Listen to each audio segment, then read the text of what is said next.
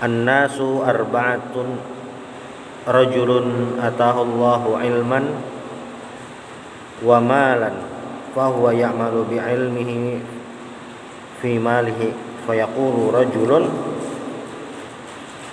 law atani Allahu ma atahu la'amiltu kama ya'mal fahuwa fil ajri sawa wa rajulun atahullahu malan wa lam yu'tihi ilman fahuwa yathbitu bi jahlihi fi malihi fayaqulu rajulun law atani Allahu ta'ala ma atahu la'amiltu kama ya'mal fahuwa fil wizri sawa.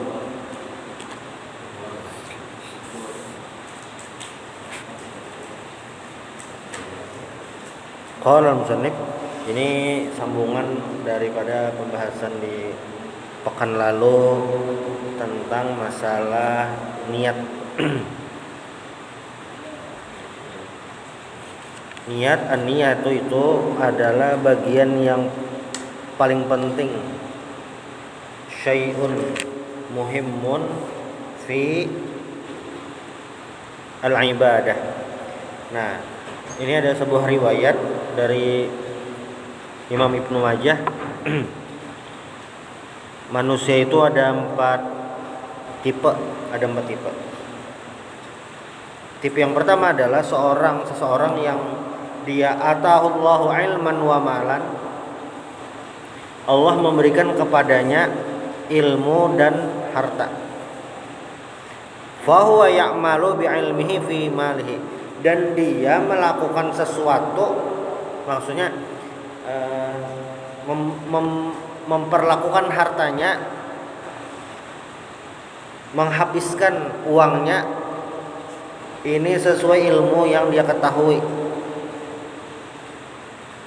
Tahu ilmu agama berarti hartanya ini digunakan untuk mendapatkan pahala dari Allah Subhanahu wa taala. Fayaqulu rajulun. Nah, ini orang yang kedua. Jadi orang yang pertama adalah orang yang memiliki ilmu dan harta. Lalu dengan ilmunya tadi dia manfaatkan dengan sebaik-baiknya hartanya tadi. Dia gunakan jalan untuk beribadah kepada Allah Subhanahu wa taala, atau dia gunakan untuk hal-hal yang dibolehkan oleh Allah Subhanahu wa taala. Tidak membelanjakannya kepada hal yang dilarang oleh Allah Subhanahu wa taala. Karena orang bekerja itu ada macam-macam. Pekerjaannya halal dipergunakan untuk yang dibolehkan, bahkan untuk kebaikan. Pekerjaannya halal, hasilnya tadi dia gunakan untuk yang dibolehkan dan untuk ibadah. Lalu yang kedua, pekerjaannya halal, hartanya dia gunakan untuk yang dibolehkan dan juga untuk yang dilarang oleh Allah Subhanahu wa taala. Halal.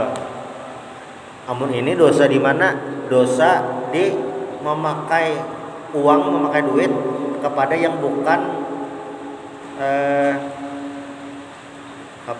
bukan perintah agama, atau kepada yang dilarang di luar batas agama. Lalu yang ketiga adalah orang yang usahanya, hartanya nih, pekerjaannya kada halal, gawiannya nih kada halal, dia gunakan untuk yang boleh dan digunakan untuk kebaikan. Nah, yang tipe ketiga ini, apakah amal ibadahnya diterima Allah? Kada. Kenapa? Karena memakai harta yang haram. Jadi misalnya usahanya ini haram, berjual obat minuman keras misalnya, ada duit tulak umrah, ada duit gasan menyumbang, dapat pahala lah, kada dapat pahala. Lalu tipe keempat, nah ini yang cocok juga sama perbandingan terbalik dari yang nomor satu. Pekerjaannya haram, hasil duit yang didapatkannya itu haram dan dia gunakan untuk hal yang diharamkan oleh Allah Subhanahu wa taala. Karena harta haram itu memancing untuk mengerjakan maksiat. Nah, di riwayat Ibnu Majah ini tipenya adalah tipe orang yang pertama. Dia memiliki harta dan harta ini digunakan untuk kebaikan sesuai ilmunya. Lalu orang kedua apa dalam hadis ini? Rajulun. Nah, ini ternyata yang keduanya adalah seseorang yang tidak seperti orang pertama. Duit kadeda kayak itu. Pengetahuannya ya mungkin adalah memang ada hartanya. Lau atani Allahu ma atahu la amiltu kama ya'mal fa huwa fil ajri sawa. Jadi orang yang kedua ini adalah orang yang duit tetapi ada kayak itu. Ilmunya bebaya ada, tetapi dia berniat seandainya lau atani Allahu ma atahu, seandainya Allah memberikan kepadaku seperti dia, ilmu ada, harta ada, aku akan beribadah atau aku akan mempergunakannya seperti dia, seperti yang dia lakukan. Nah, maka orang kedua ini yang hanya berniat saja, bercita-cita aja dapat pahala yang sama. Pahala apa? Pahala hendak berbuat kebaikan. Sama-sama. Lalu orang yang ketiga adalah wa rajulun atahu Allahu malan wa lam yu'tihi ilman fa huwa yakhbitu bi jahli fi mali. Orang yang ketiga adalah orang yang memiliki harta kadab ilmu dan hartanya tadi digunakan untuk yang bukan untuk kebaikan. Nah, orang ketiga ini apa? Ruginya, harta ada tapi kan dipakai untuk kebaikan. Nah, orang keempat ini nang rugi banyak. Kenapa jadi rugi? Jadi orang keempat ini hendak menuruti orang yang ketiga. Jakanya aku banyak duit, aku kayaknya juga. Nah, fahuwa fil wizri sawa. Di riwayat ini dosanya sama gitu. Tapi karena ada dihubungkan dengan hadis lain. Cuma yang jelas ketika ada seseorang melihat orang lain berbuat baik, kebetulan dia belum memiliki seperti memiliki orang lain, misalnya duit atau harta, berniat hendak itu juga, maka sudah dapat pahala mengerjakan alias pahala niatnya. Di riwayat lain, ini salah satu riwayat yang masyhur, wa yuqalu inna rajulan fi bani Israil marra bikasbani raml fi ayyami qad wa qala fi nafsihi law kana li hadzal raml ta'aman laqasamtu bainan nas.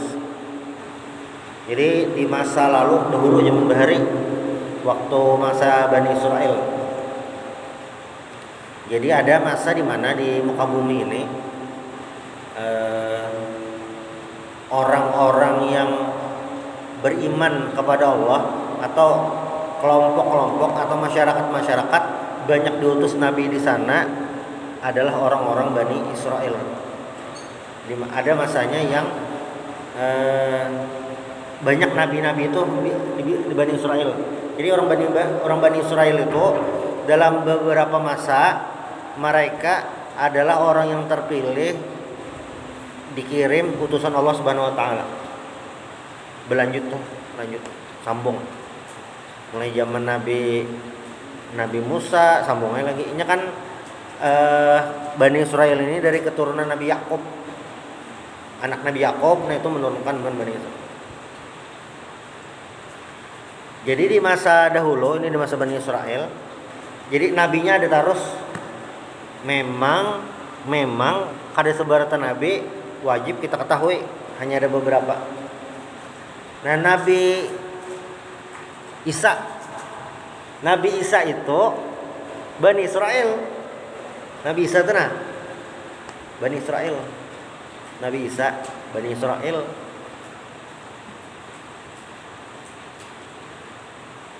Kenapa? Karena sih dia keturunan itu. Nabi Zakaria, Nabi Yahya, nah itu sama tuh. Jadi bilanya ada nabinya yang meninggal misalnya, ganti ada nabi yang lain, ganti itu nabi-nabinya.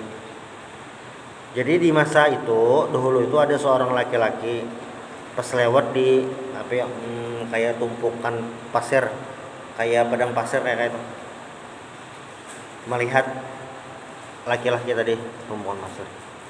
Waktu itu lagi masa pancaklik, fi ayyami qahat, lagi masa pancaklik, panen gagal kayak itu. Jaka ibarat udah kita mau antaran dam atau apa nih, baninya hampang kosong, atau ada hama, banyak macam-macamnya hamanya.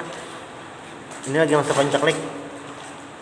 Dia laki-laki tadi pas lewat ada melihat pasir. Nah, faqala fi nafsihi, dalam hati berucap laki-laki tadi, lau kana li hadzal ramlu ta'aman laqasamtu bainan nas. Jakanya na pasir nih nalah ini makanan. Jaka ibarat gitu ini, jakanya pasir ini na berataan baras ampun kok aku bagi ke seberatan orang kayak itu. Nah, lalu apa yang terjadi? Fa'auhallahu ta'ala ila nabiyihim, langsung Allah memberikan wahyu kepada nabi saat itu. Ada tahu kita nabinya siapa? Qul lahu, Allah Ta'ala memadahi nabi waktu itu, padahi lawan laki yang tadi pang. Hei nabi, padahi lawan laki yang tadi. Apa? Inna Allah Ta'ala qad qabila sodaqotaka wa syakara husna niyyatika wa a'taka sawaba ma law kana ta'aman fatasaddaqta bihi. Nabi pada hilaninya ajar. Sesungguhnya apa? Allah Ta'ala sudah menerima sedekahmu, mensyukuri. Ini memberi pahala juga tuh, berarti memberi pahala bagusnya niat kamu, dan memberikan pahala seandainya kamu memang memilikinya. Jadi misalnya tuh dasar bujur makanan, nah pahalanya segitu.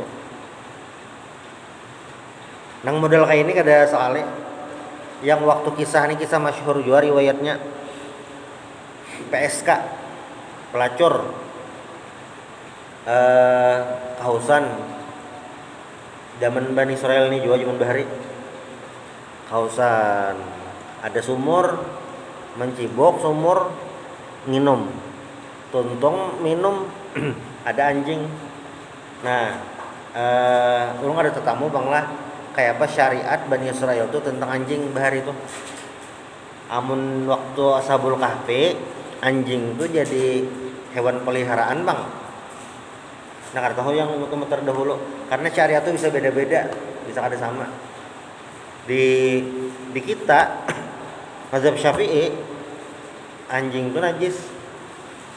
Mazhab lain ada yang memandangkan ada najis. Al-Quran madahi najis jar. Babi itu.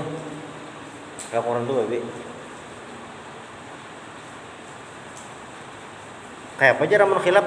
Ya memang ada khilaf tentang itu katanya. Cuma yang jelas menurut mazhab Syafi'i najis kan. Jadi anjing tadi kan kehausan, menjilat-jilat pasir tanah, kehausan. Lalu oleh perempuan tadi diambilkan banyu, mungkin pakai sepatu atau apalah timba, lalu meminumi anjing. Selesai minum, anjingnya buka atau tawainya, anjingnya tahu terima kasih jauh. Nah, Nabi waktu itu sama model kayak ini juga. Nabi waktu itu dapat wahyu dari Allah, beritahu perempuan tadi bahwasanya dosanya sudah diampuni. Dosanya tuh sudah diampuni. Lalu Nabi waktu itu langsung cari binian tadi, memadahi. Pian, dosa pian sudah diampuni. Alhamdulillah ya. Tobat tahu ada lagi. Ya, sama nang kayak ini, kayak itu modelnya. Wa qala alaihi salam, idzal taqal musliman bi sayfayhima fal qatilu wal maqtulu finnar. Faqila ma balul maqtul faqal arada qatla sahibi. Ini salah satu hadis riwayat masyhur juga. Ini hadisnya sahih muttafaqun alaih. Disepakati Imam Bukhari dan Imam Muslim. Jadi idza taqal musliman, jadi apabila seorang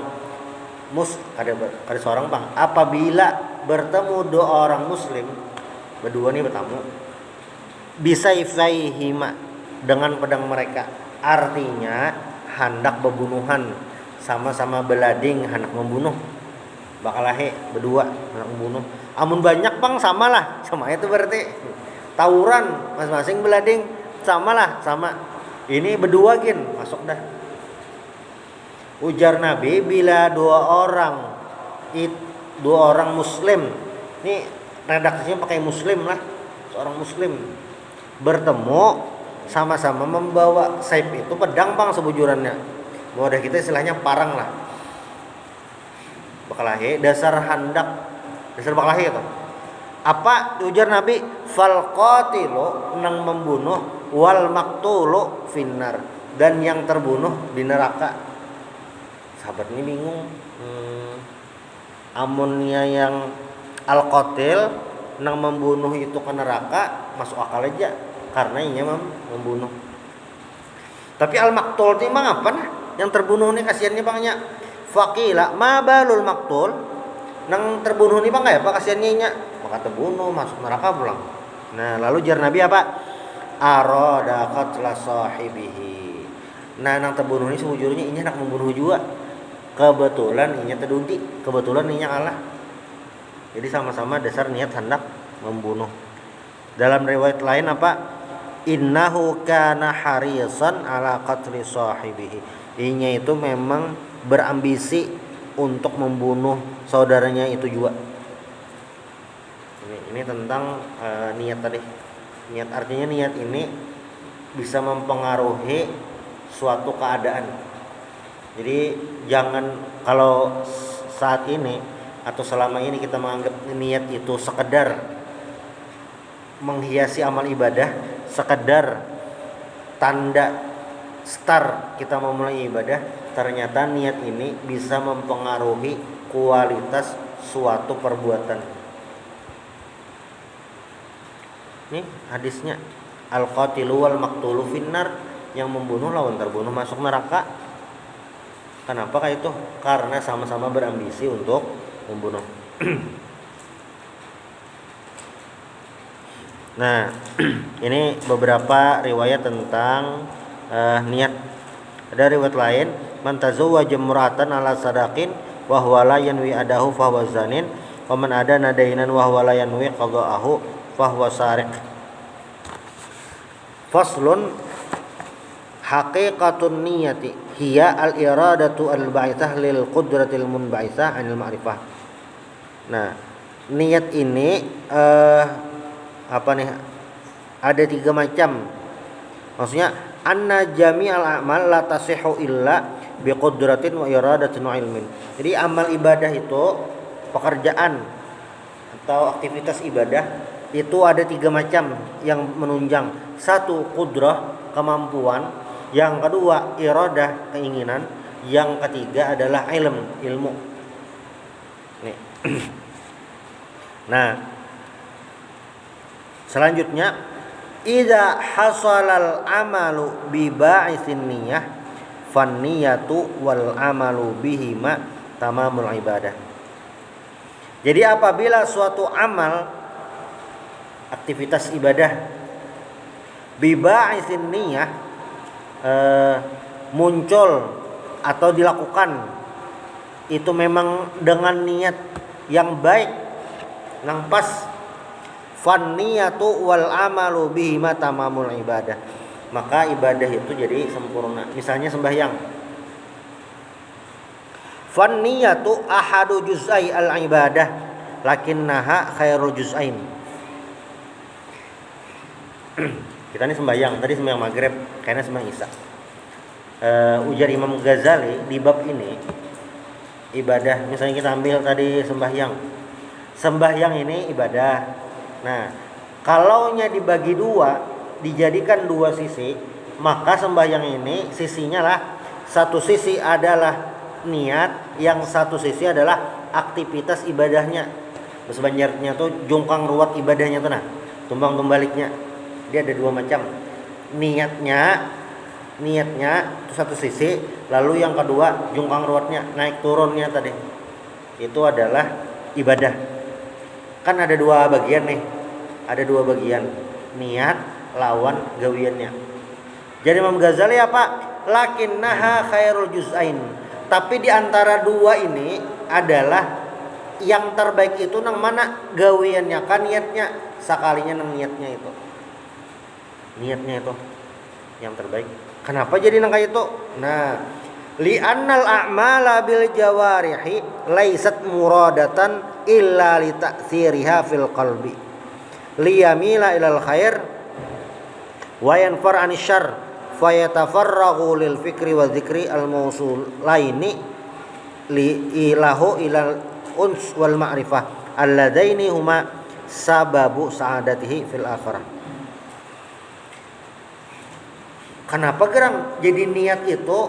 Jadi misalnya ada dua bagian, satu bagian, niat satu bagian, aktivitasnya itu gawiannya tadi satu bagian. Kenapa niat ini posisinya di atas daripada yang gawian?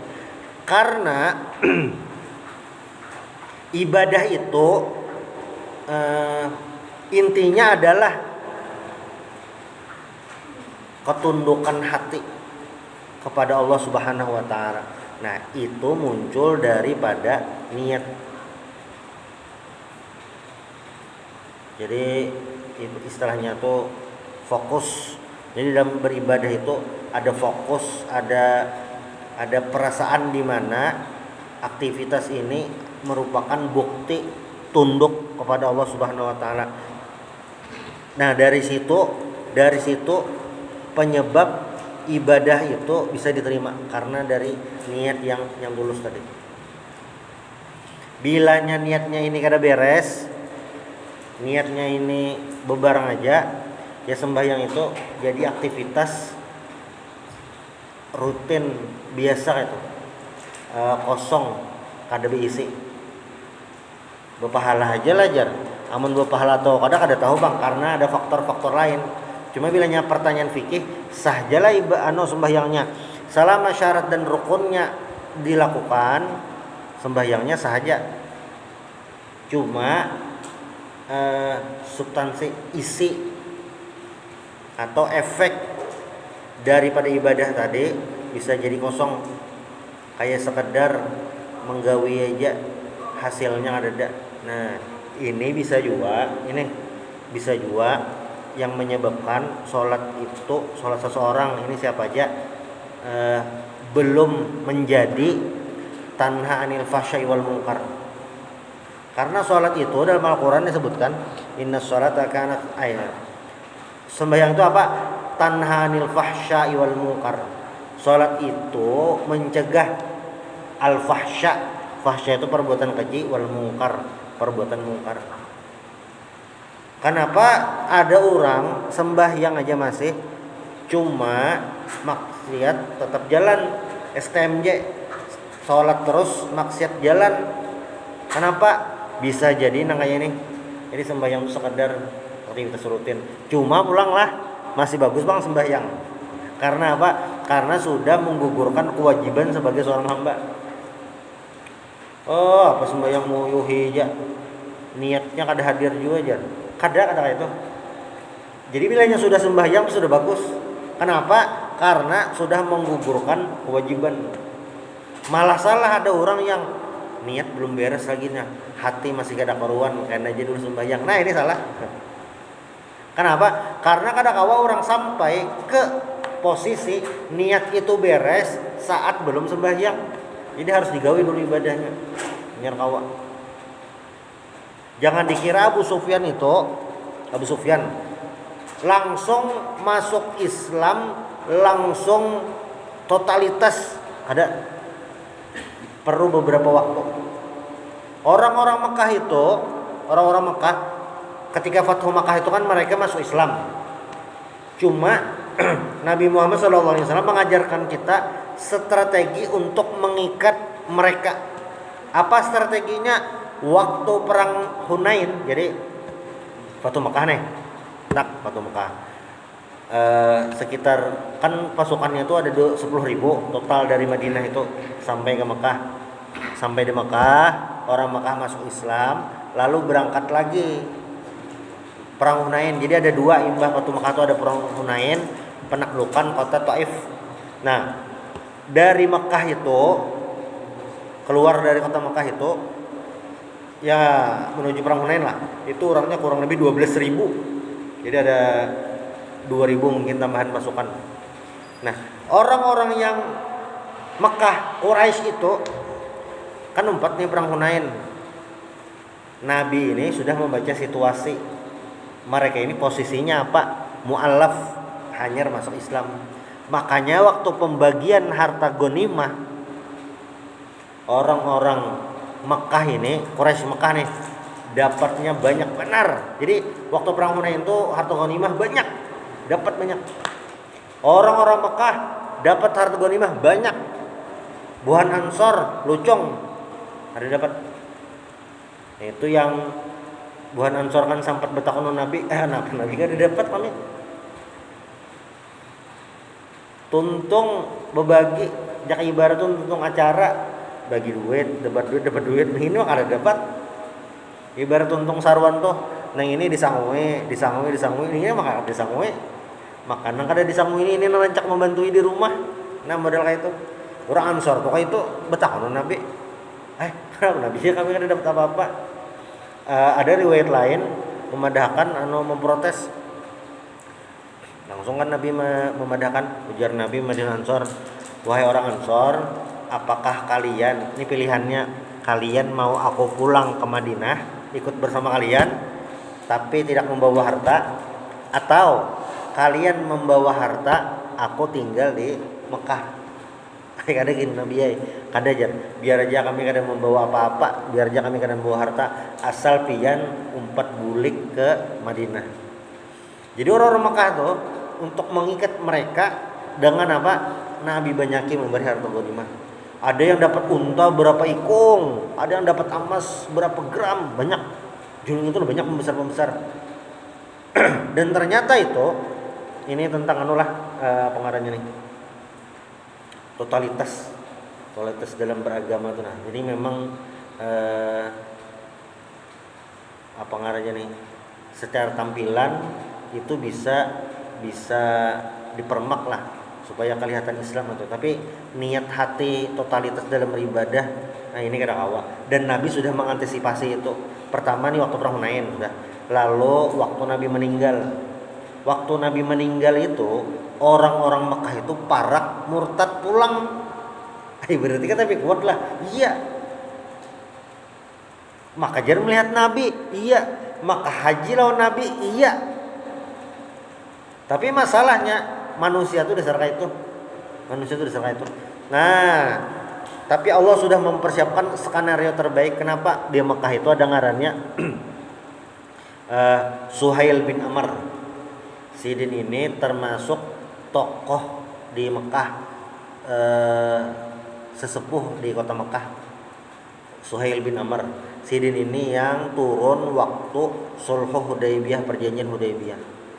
Waktu orang-orang Mekah hendak murtad sudah gonjang-ganjing, kemana kita nih Jan? Kemana kita berlabuh nih, kita berpisah aja ya apa kita? Pindah kayak karuan. Lah langsung Suhail bin Amr ini pidato. Sidin ini memang orator. Suhail bin Amr ini memang orator, ahli negosiasi. Dasar kata-katanya itu luar biasa. Jar Suhail bin Amr, bahasa sederhananya, buhan pian nih seberataan, jangan menyupane. Masuk Islam sudah tadudi, murtad hendak berdahulu lah. Gila jadi. Jadi Mekah aman lalu ada jadi karena apa? Suhail bin Amr. Jadi sampai saya itu kayak itu. Apa ngaranya nih, memperkuat itu. Nah, ini yang disinggung oleh Imam Ghazali. Kenapa niat itu, hati itu kenapa jadi di nomor 1? Karena itu mengendalikan. Jadi konsep di kepala ini harus selesai kan. Jadi bila ada orang berpikiran, misalnya lah berpikiran dengan ini, Akhirat itu kada penting, akhirat kada penting, itu kayaknya menjalar atau keberatan. Ilmu agama kada penting. Imbah itu pelajaran agama di sekolahan kada penting. Berbuat baik sekedarnya. Berbuat baik itu bukan faktor akhirat tapi kemanusiaan. Nah itu beda kan hasilnya. Ini bilangnya konsepnya di kepala nah itu dah. Misalnya ada orang berpikiran lah agama ini nomor sekian, nomor satu adalah kehidupan, nah tuh kayaknya berpengaruh semua aktivitasnya. Itu pemikiran besarnya. Nah ini kan apa, jadi Imam Ghazali meletakkan an-niyah itu di posisi utama, posisi prioritas. Nah, falaisal maqsudu min wad'il jabha 'alal ardi wad'ul jabha 'alal ard bal khudu'ul qalbi walakinnal qalba yata'assaru bi a'malil jawari. Jadi kita tuh kan waktu sembahyang ini sujud. Jadi maksud disuruh sujud itu bukan sekedar kita menundukkan kepala kada itu. Tapi apa? Kita disuruh sujud itu supaya hati kita bujur-bujur merendahkan diri kepada Allah Subhanahu wa taala. Kadang kayak orang apa ngarannya nih lawan atasan. Iya Pak, aja dalam hati menyumpah-nyumpah. Ini aja mengalih kami aja. Gawian maka banyak bener menjulungi pulang nah kadang itu. Kadang nggih ya Pak aja. Dalam hati menyembati apa-apa kah. Nah kadang itu. Artinya kan aktivitas menundukkan kepala, senyum itu kan sekadar aktivitas dia, sekalinya hatinya kadang itu. Nah kita sujud kepada Allah Subhanahu wa taala terutama waktu sembahyang itu bukan hanya menundukkan kepala serendah-rendahnya ada, tapi adalah kerendahan hati di hadapan Allah Subhanahu wa taala. Iblis itu sebelum kejadian lawan Nabi Adam ahli ibadah. Iblis itu ahli ibadah luar biasa, dan iblis ini takutnya kepada Allah taala luar biasa. Tapi ketika diperintah Allah Subhanahu wa taala untuk sujud menghormati Nabi Adam, malaikat kan sujud, iblis kadahakun. Kenapa kadahakun? Ana khairun minhu khalaqtani min nar wa khalaqtahu min tin. Iblisnya kadahakun karena jadi iblis, saya dari api, dia dari tanah. Nah, di momen ini kesalahan iblis itu di mana? Kesalahannya adalah meremehkan perintah Allah. Artinya apa? Tidak menganggap perintah Allah. Jadi ketika ada perintah untuk sujud, itu lain sujudnya, tapi apa? Maasi lawan Allah taala. Di situ. Jadi pun ada orang mungkin waktu sekolah, zaman sekolah tuh nah, di santri kayak itu juga kami. Amun santri siswa nah itu sama orang beda.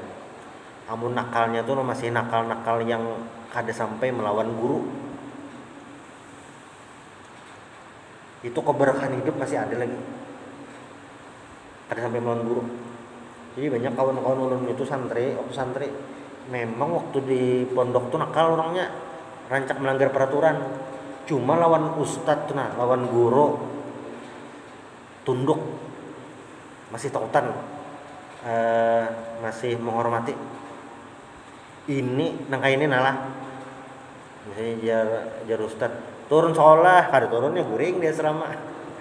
Cuma rasa takutan ustadz masih ada lagi. Nah yang model idealnya memang kan kata itu idealnya adalah lawan ustadz menghormati, peraturan dijaga, dijalankan gitu. Larangan-larangan kada digawe, idealnya kayak itu. Tapi ada posisi di mana orang-orang yang ini melanggar peraturan gitu. Tapi hatinya perasaannya itu masih takzim, masih menghormati guru.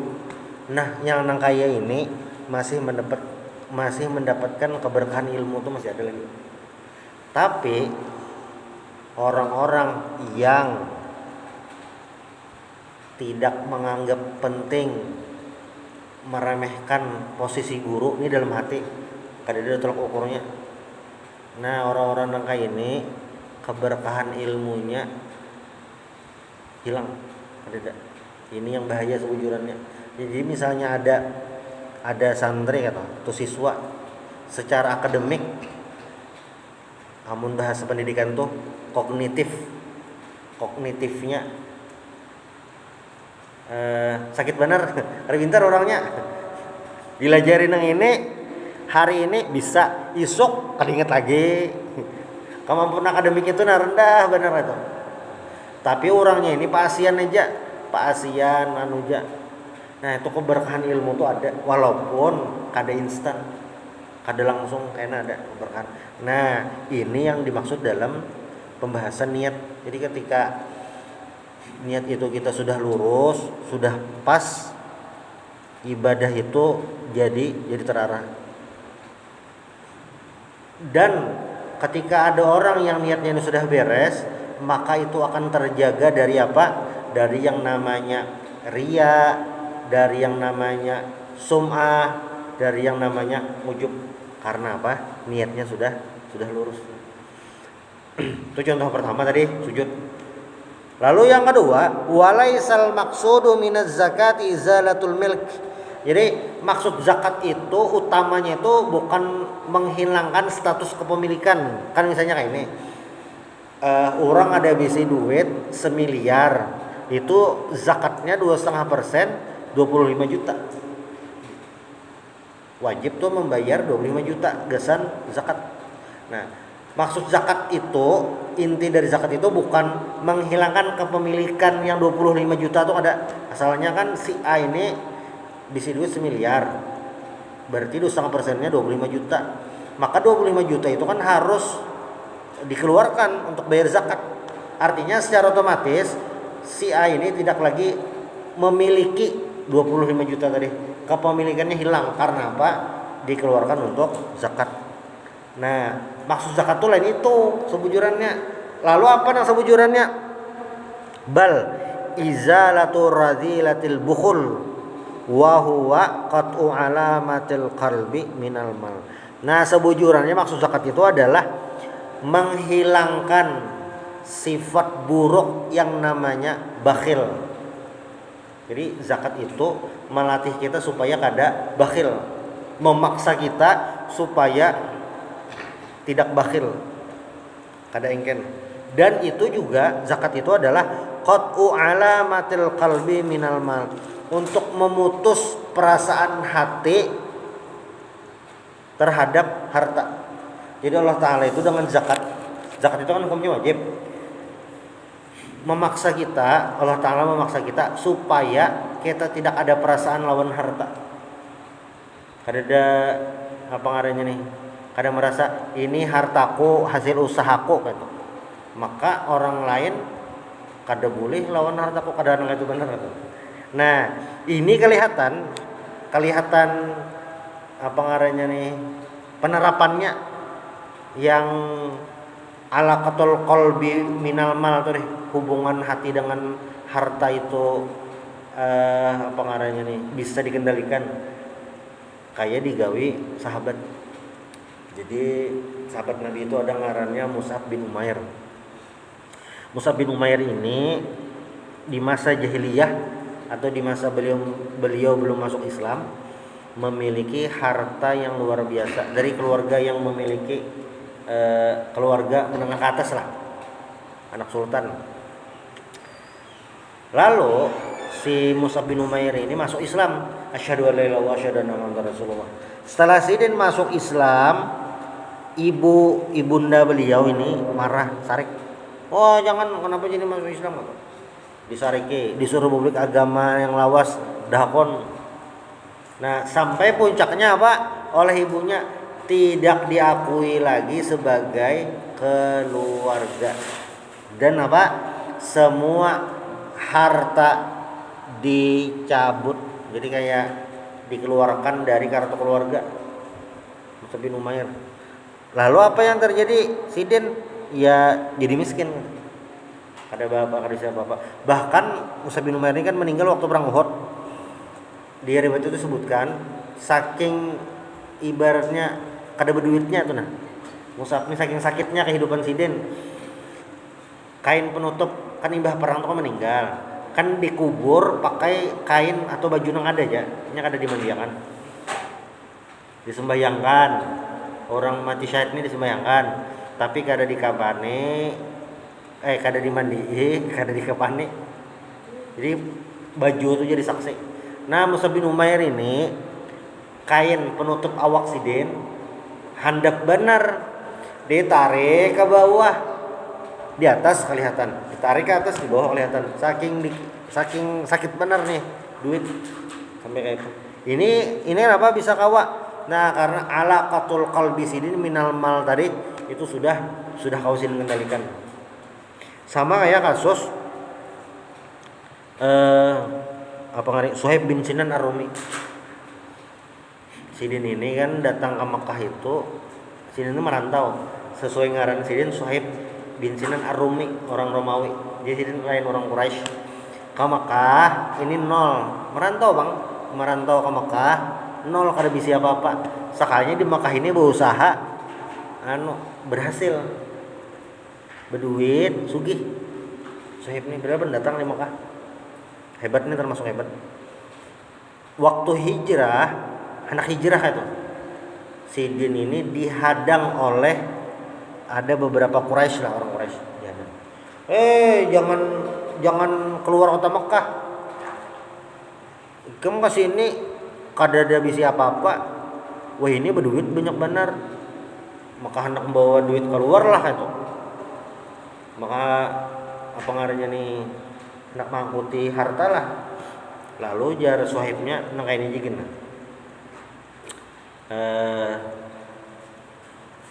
Harta aku semua, pokoknya aset seberataan, rumah, tanah, binatang ternak, mungkin emas, semua aset saya yang ada di Mekah ini semuanya silahkan ambil, tapi dengan syarat biarkan aku hijrah ke Madinah, jangan diganggu. Jadi yang orang Quraisy menghadang Suhaib tadi, kenapa dealnya karena bapak. Nah, akun sini melampas luar biasa tuh. Nah, ini yang maksud zakat itu, izalatul milik, perasaan yang itu. Lalinya Bangjar Imam Ghazali ini memberikan standar yang maksimal itu, supaya kita tahu maksudnya yang sebujurannya.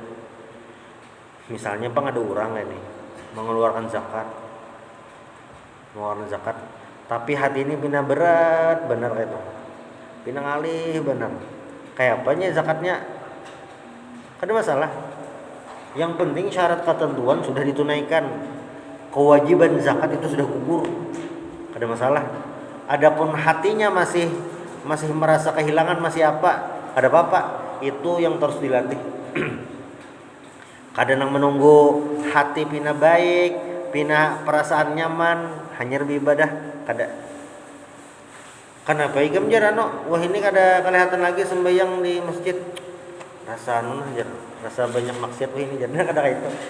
Makin banyak potensi melakukan kemaksiatan atau kebetulan kita sering banyak bermaksiat, maka saat itu juga kita harus meningkatkan volume atau aktivitas ibadah kepada Allah Subhanahu wa taala. Dibanyaki aja itu. Bila banyak dosa, banyak aja beribadah kan. Istighfar, minta ampun, tobat, pina bebayaannya aja itu. Maksudnya tobat tegawi pulang, ibadah banyak juga berarti untuk menyaingi. Kopi itu hibak dicangkir, ya supaya jadi putih bersih. Caranya kayak apa? Itu dihibaki pakai di keran dibuka misalnya. Ini kopi hilang benar. Kayak apa supaya kopi itu hilang? Selain ditumpah, keran buka, banyu putihnya mengalir terus, nong kopi itu kalawasan jadi hilang. Nah, dosa itu model kayak itu. Walaisal maksud, pertama tadi sujud, yang kedua zakat, lalu walaisal maksudu minadh dhahiyati luhumaha wala dima'ah. Jadi tidaklah kita berkurban itu maksud utamanya itu yang daging, darahnya lain itu. Tapi apa? Walakin istisyarul qalbi litaqwa bita'zimi sya'airillah. Jadi kita berkorban itu tujuan utamanya adalah bukan daging lawan darahnya itu maksudnya. Bukan itu, tapi apa? Kita bertakwa kepada Allah Ta'ala karena Allah menyuruh, dan ini merupakan syiar agama kita. Nah itu, ini posisi ideal yang digambarkan oleh Imam Ghazali. Bisa ada? Oh, dikit lagi. Nah makanya mungkin ini semalam ada juga ulun sampaikan dah. Riwayatnya ini diriwayatkan oleh Imam Bukhari, Imam Baihaqi dalam kitab hadis Idin bab asy-sya'b. Di kitab Imam Baihaqi, niatul mukmin khairun min amali. Niat seorang mukmin itu lebih baik daripada amalnya. Jadi niat itu nomor satu, penting. Itulah yang jadi pengendali ibadah kita. Kita bangun malam lalu sembahyang tahajud. Nah, bab niat anak tahajud itu harus selesai dahulu. Apa bangun malam? Perintah Allah Ta'ala. Kenapa bangun malam? Selajur menyelajur. Kenapa sembahyang malam? Qiyamul lail kenapa? Tugas sekolah. Kenapa jadi sembahyang malam? Kada kau guring. Kenapa jadi sembahyang malam? Pas banyak masalah. Kenapa sembahyang malam? Pas banyak hajat. Nah, niat itu yang pengarahnya nih, poin utamanya. Penutup ini di tentang niat. Idza arafta fadlan niyyah wa annaha tahillu haqadatal maqsud fa yu'athiru fiha fajtahid an tastakthira minan niyyati fi jami' amalik. Ketika sudah tahu tentang keistimewaan niat itu dan bagaimana posisinya, bagaimana pengaruhnya dalam ibadah yang dilakukan, maka ujar Imam Ghazali apa? Fajtahid an tastakthira minan niyyati fi jami'i a'malik.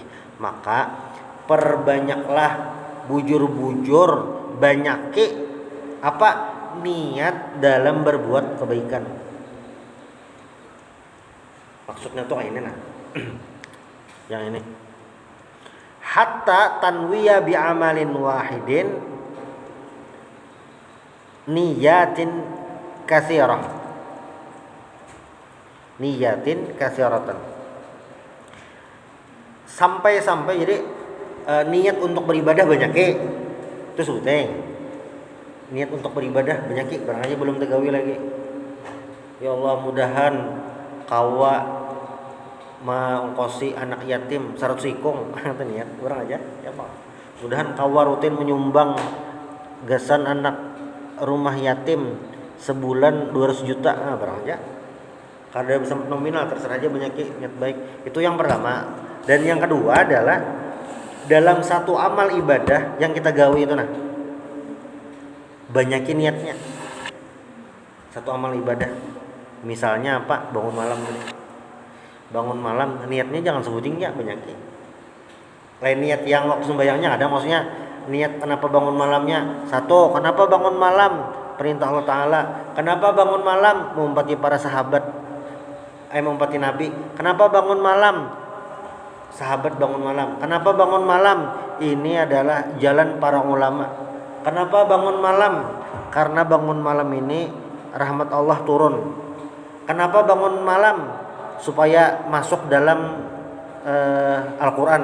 Wabil ashari hum yastaghfirun. Kenapa jadi bangun malam?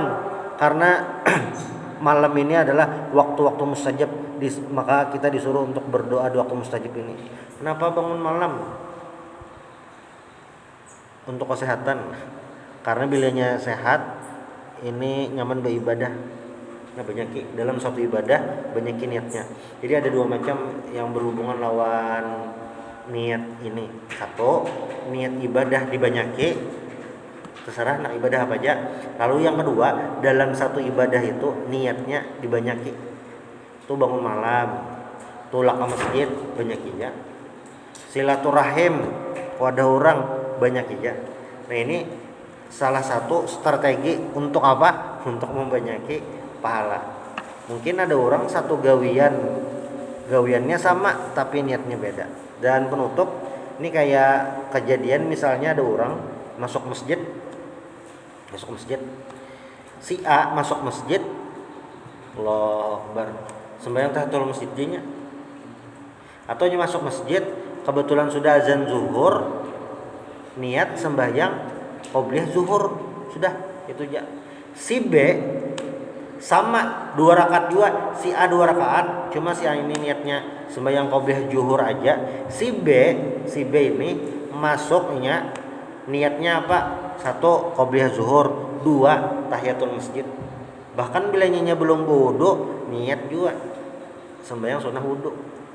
Masuk masjid, wudunya sampai ke masjid, orang tuntung azan, pas wudu masuk ke masjid, kawannya sekali 3 niatnya, niat qobliyah zuhur, niat sembahyang sunnah wudu, niat tahiyatul masjid.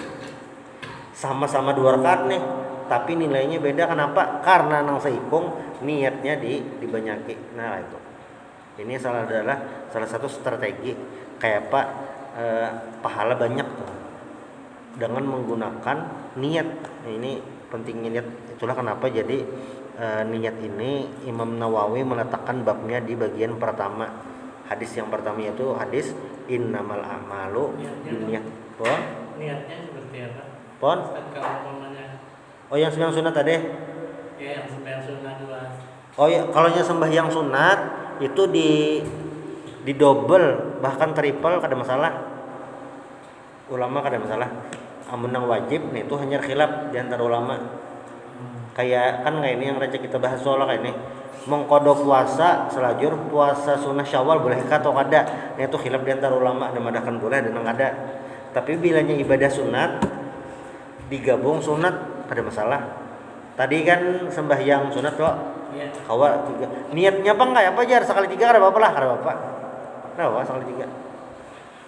Sebut salat sunat qobliyah. dulu terus sama tahiyat masjid. Tahiyat masjid bilanya pas belum hanya tuntung wudu, selajur sembahyang sunnah wudu. 2 butingja bagus dah.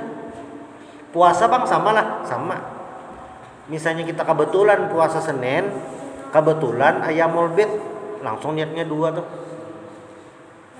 Niat pengarangnya nih, hari Senin, puasa Senin, niat puasa ayamul bid yang tanggal 13, 14, 15. Atau misalnya kebetulan bulan Syawal, kawa 3 tuh. Puasa sunnah Syawal, puasa hari Senin, puasa ayamul bid, bisa 3. Sama nih para Rajab, di bulan Rajab itu Syurul Hurum itu disunahkan puasa. Bilanya kebetulan ayamul bid, kebetulan hari Senin, nah langsung 3 aja niatnya.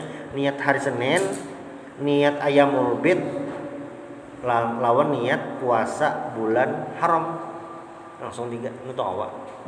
Jadi banyak. Tapi yang ibadah sunnah lah, lain yang wajib pada yang Allahu Akbar. Ini sembahyang zuhur selanjutnya asar, nah rawat toh. Rawat. Ini yang sunnah-sunnah aja. Kira-kira itu mudah-mudahan bermanfaat. Minta halal minta ridha. Subhanallah bihamdik asyhadu an la ilaha illa anta astaghfiruka wa atubu ilaik. Al-Fatihah.